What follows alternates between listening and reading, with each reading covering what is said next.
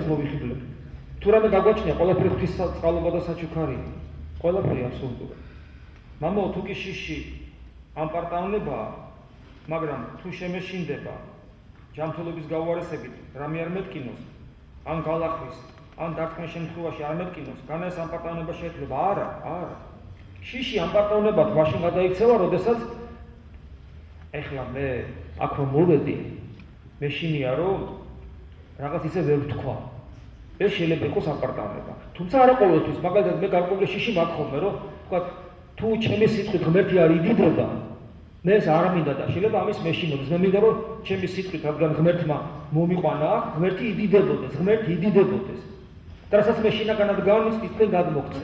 და თუ ეს ვერ გავაკეთე, ამის შიში მაქვს, მაგრამ იმის შიში რომ აი მე რაღაცა არ ვიცი და ამის მეშინია, ამის შიში ხომ ექნება? ეს აპარტავნებაა.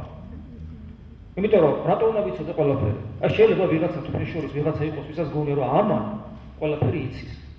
ესე იგი ამ თქვენ ვერ აღიქონთ ადეკვატურად მოვლენებს, ან ჩემზე რაღაც არასწორი წარმოდგენა. მე რავი, არაფერი არ ვიცი, აბსოლუტურად. ანუ გააჩნია და ხა ცემის რო გეშინია და ტკივილის ეს ვაწარ არ გაპარტავნა. გაიგულისხმება ადამიანურ ბუნებაში.